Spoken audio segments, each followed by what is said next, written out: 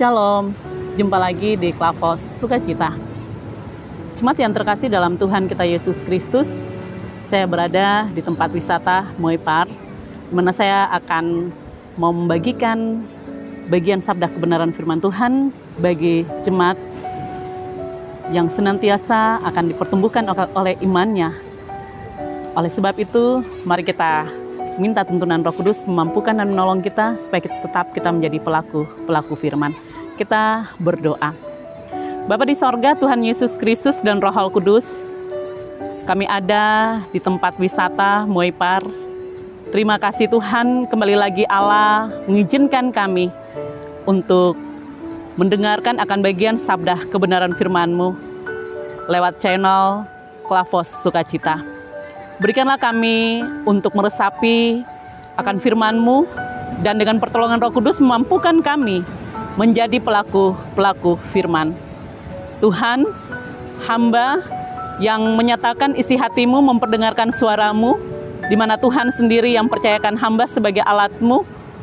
Hamba minta hikmat Tuhan menyertai hamba, dan Tuhan sendiri yang memakai akan bibir mulut hamba-Mu ini, supaya umat-umat-Mu dapat memahami dan mengerti apa yang Tuhan Kau inginkan dalam kehidupan kami sekalian. Bapa, terima kasih, kami akan sambut firman-Mu yang selalu menghidupkan kami. Haleluya, amin. Pembacaan kita terambil dari Injil Matius pasal 18 ayat 21 sampai pada ayatnya yang ke-35. Dengan perikop pembacaan perumpamaan tentang pengampunan. Kemudian datanglah Petrus dan berkata kepada Yesus, "Tuhan, sampai berapa kali aku harus mengampuni saudaraku jika ia berbuat dosa terhadap aku? Sampai 7 kali?" Yesus berkata kepadanya, "Bukan, aku berkata kepadamu, bukan sampai 7 kali, melainkan sampai 70 kali 7 kali. Sebab hal kerajaan sorga seumpama seorang raja yang hendak mengadakan perhitungan dengan hamba-hambanya. Setelah ia mulai mengadakan perhitungan itu, dihadapkanlah kepadanya seorang yang berhutang 10.000 talenta. Tetapi karena orang itu tidak mampu melunaskan hutangnya, raja itu memerintahkan supaya ia dijual beserta anak istrinya dan segala miliknya untuk pembayar hutangnya. Maka sujudlah hamba itu menyembah dia, katanya, 'Sabarlah dahulu, segala hutangku akan kulunaskan.' Lalu tergeraklah hati raja itu oleh belas kasihan akan hamba itu, sehingga ia membebaskannya dan menghapuskan hutangnya. Tetapi ketika hamba itu keluar, ia bertemu dengan seorang hamba lain yang berhutang 100 dinar kepadanya. Ia menangkap dan mencekik kawannya itu, katanya, 'Bayar hutangmu.' Maka sujudlah kawannya itu dan memohon kepadanya, 'Sabarlah dahulu, hutangku itu akan kulunaskan.' Tetapi ia menolak dan menyerahkan kawannya itu ke dalam penjara sampai dilunaskannya hutangnya. Melihat itu kawan-kawannya yang lain sangat sedih, lalu menyampaikan segala yang terjadi kepada tuan mereka.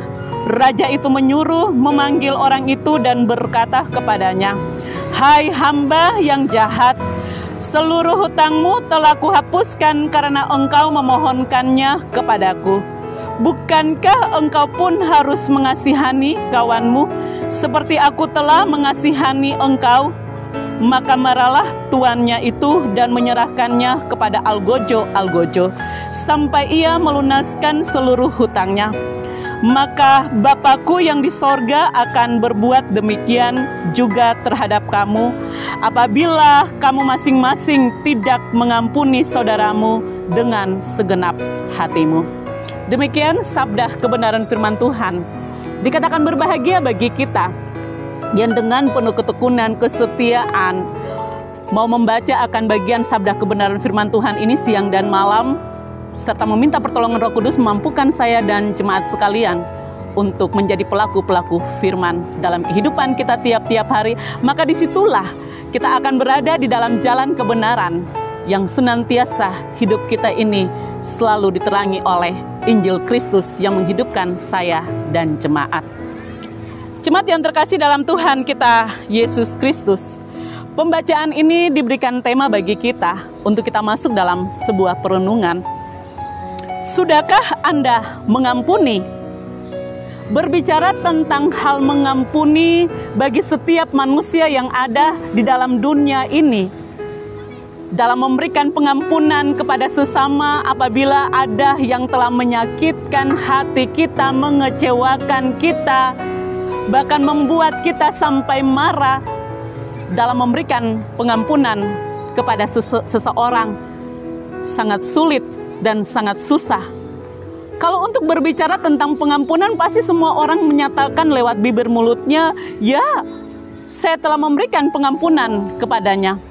Tapi ingat bahwa Allah kita, Dia mengenal sampai kedalaman hati dan pikiran kita. Sudahkah kita dengan sungguh-sungguh mau menyatakan pengampunan dengan ketulusan sepenuh hati kepada musuh-musuh kita?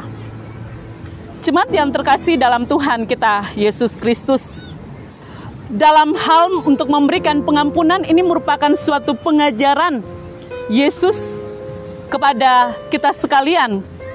Kalau kita mengikuti pembacaan dari Matius pasal 18 ayat 21 sampai 35, di sini terlihat Petrus datang dan ia bertanya kepada Yesus, "Sampai berapa kali aku harus mengampuni saudaraku jika ia berbuat dosa terhadap aku?" Suatu pertanyaan Petrus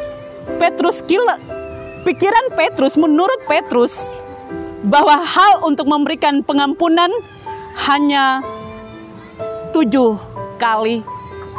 Tetapi Yesus dia menyampaikan, dia mengoreksi apa yang Petrus sampaikan dalam memberikan pengampunan hanya cuma 7 kali saja. Menurut Yesus bahwa hal memberikan pengampunan harus 70 kali 7 kali. Ini merupakan suatu angka perhitungan. Kalau kita melihat, kita masuk dalam suatu perkalian. Berarti jumlah nominal angka dengan jumlah 490. Jemaat yang terkasih dalam Tuhan kita Yesus Kristus, kehidupan kita tiap hari kalau hanya cuma memberikan pengampunan 2-3 kali dalam melihat karakter sesama kita, yang dimana mereka menunjukkan kehidupan mereka berulang-ulang kali dalam menyakitkan akan hati kita, dalam menunjukkan kesalahan kepada kita, bahkan dalam membuat hati kita sakit, membuat kita jengkel dan marah. Terkadang kita akan mengatakan kita memberikan pengampunan demi pengampunan sama saja dengan bohong. Ia tetap sama seperti itu. Yesus mengajarkan kita memberikan 70 kali 7 kali. Ketika dia datang, dia berbuat hal yang pertama, kita harus memberikan dia pengampunan. Hal yang kedua, kita dapat memberikan dia pengampunan. Sampai 7 kali pun juga kita memberikan dia pengampunan. Tanpa ada rasa dendam, tanpa ada rasa marah, dan menjadi akar pahit di dalam kehidupan saya dan jemaat. Maka suatu kesaksian perumpamaan, Yesus menyatakan seorang raja yang memiliki hambanya yang telah berhutang dengan jumlah 10.000 talenta. Rajanya menuntut ia untuk mengembalikan. Kalau tidak, sisi kehidupan keluarganya harus dijual. Ia tunduk dan meminta belas kasihan kepada rajanya. Dalam suatu kerendahan hati hambanya itu, seorang raja memberikan pengampunan kepadanya. Bukan hanya sekedar ia memberikan pengampunan begitu, tapi ia menghapuskan setiap hutang-hutangnya. Ada kebanggaan, ada sukacita, dan suatu penilaian hambanya kepada rajanya. Raja yang begitu baik hati, raja yang dapat memberikan pengampunan dan menghapus hutang-hutangnya. Tetapi seorang hamba ini ketika ia keluar dari hadapan rajanya, ia berjumpa dengan sesama hambanya yang juga berhutang kepada dia. dengan jumlah 100 dinar. Ia meminta untuk harus mengganti. Tetapi sesama hambanya ini meminta belas kasihan dan mengatakan, sabar, ia akan mengembalikan hutangnya. Jemaat yang terkasih dalam Tuhan kita Yesus Kristus, apa yang terjadi? Apakah hamba ini dia dapat memberikan sikap seperti raja yang tadi telah memberikan ia pengampunan dan penghapusan akan hutang-hutangnya? Hamba yang baru selesai berjumpa dengan raja, ia tidak memberikan pengampunan kepada sesama hambanya, tetapi yang dia tuntut pengembalian sampai ia membawa atau ia menyeret sesama hambanya ini masuk ke dalam penjara, sampai harus hambanya itu mengembalikan akan hutang-hutangnya. Ketika raja mendengar betapa marahnya raja yang telah memberikan pengampunan dan penghapusan hutang-hutangnya. Jemaat yang terkasih dalam Tuhan kita Yesus Kristus, Allah Bapa kita dapat mengampuni kita, di mana ia dapat menyatakan, ia dapat menunjukkan lewat putranya Yesus Kristus yang telah rela mati untuk menebus akan dosa-dosa kita. Jemaat yang terkasih dalam Tuhan kita Yesus Kristus, harga yang sangat mahal yang ia berikan dalam kehidupan saya dan jemaat. Bukan harga yang sangat murah. Dapatkah kita membalas kebaikan, kepedulian Yesus Kristus Putra Allah yang tunggal, sebagaimana kita juga rela mati di atas kayu salib? Tidak ada seorang pun dapat rela berkorban untuk menyelamatkan akan sesama. Tapi Tuhan kita dapat. Oleh sebab itu pengajaran untuk memberikan pengampunan kepada sesama menjadi suatu pertanyaan bagi kita sekalian. Apa keuntungan kita memberikan pengampunan kepada orang yang berbuat salah kepada kita? Yang pertama, kesalahan kita diampuni sebagaimana suatu ungkapan doa Bapa kami. Pada Matius 6 ayatnya yang ke-12 mengatakan, dan ampunilah kami akan kesalahan kami seperti kami juga yang mengampuni orang yang bersalah kepada kami. Ketika kita dapat mengampuni sesama kita, maka Allah Bapa juga dapat memberikan pengampunan dalam kehidupan saya dan jemaat. Dan yang kedua, melepaskan pengampunan bukan hanya berdampak pada pribadi kita sendiri, namun hubungan kita dengan Tuhan. Tuhan mengasihi dan mengampuni orang-orang yang bisa mengampuni orang lain. Yang kedua, ada perasaan lega, sukacita, sehingga damai sejahtera itu selalu datang dalam kehidupan saya dan jemaat. Yang ketiga, hidup kita berkenan bagi Allah. Jemaat yang terkasih dalam Tuhan kita Yesus Kristus, tetapi bagi mereka yang tidak bisa memberikan pengampunan kepada orang lain, berarti kesalahannya tidak dapat diampuni oleh Tuhan. Karena ia tidak dapat memberikan pengampunan kepada sesama dan sangat berlawanan atau tidak sesuai apa yang Allah sampaikan kepadanya dalam hal memberikan pengampunan. Sebagaimana tadi, dampak dalam memberikan pengampunan, Allah Bapa mengampuni kita karena kita dapat memberikan pengampunan kepada sesama, maka Allah juga memberikan pengampunan dalam kehidupan kita.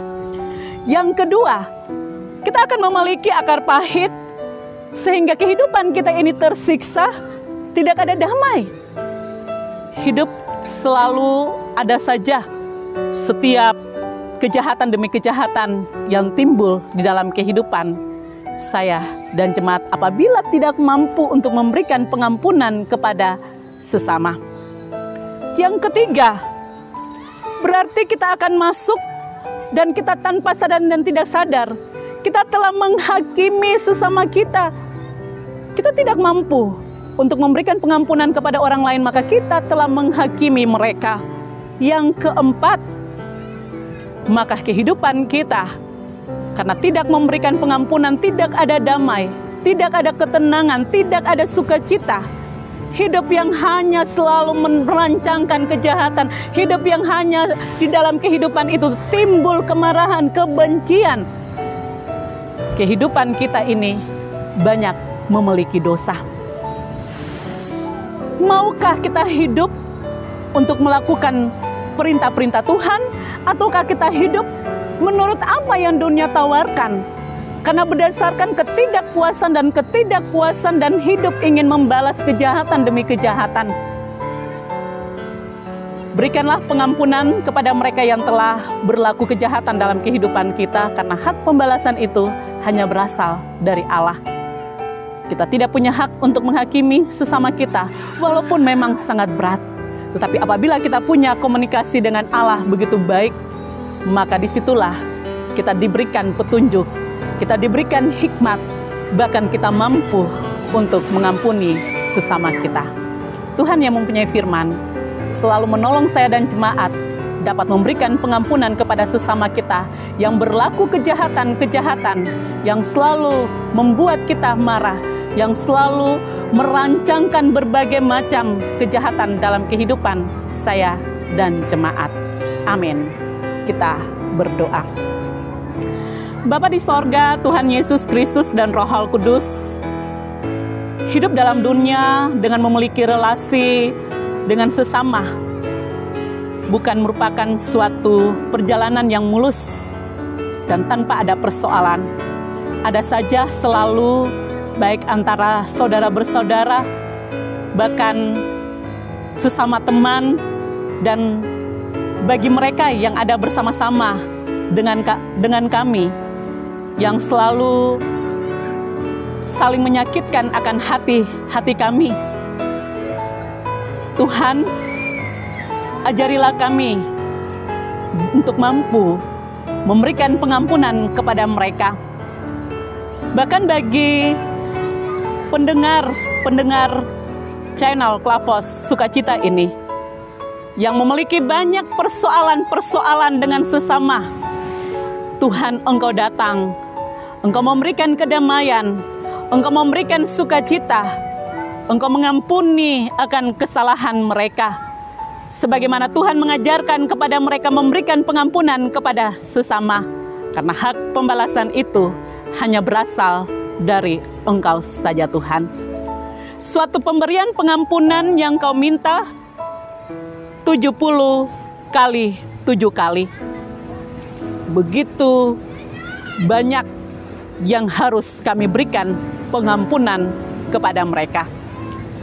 Tapi kami percaya bahwa dengan hadirnya pengampunan yang kami berikan kepada mereka, Tuhan ada di pihak kami, dan Tuhan selalu akan mengikat kami sekalian dengan tali cinta kasih-Mu yang begitu mesra dan indah. Maka kami akan mendapati berkat-berkat Tuhan yang begitu luar biasa. Bapa, terima kasih Tuhan. Kami bersyukur di hadapan Engkau Allah yang selalu mengajari kami untuk berada dalam jalan kebenaran. Kami ada dalam dunia, jangan kami sama seperti dunia, tapi kami tetap harus berusaha untuk mengikuti jejak kaki Putra-Mu Yesus Kristus yang selalu membawa kami di dalam jalan kebenaran. Berkatilah channel Klavos, Tuhan tetap memberkati kami sekalian, setiap hamba-hamba-Mu yang telah menyatakan suara Tuhan. Tuhan lindungi, Tuhan pelihara kami sekalian. Tuhan pimpin, Tuhan sertai kami. Bahkan pada setiap tempat-tempat perkunjungan kami dalam menyatakan suara Tuhan, Tuhan memberkati. Terima kasih Tuhan.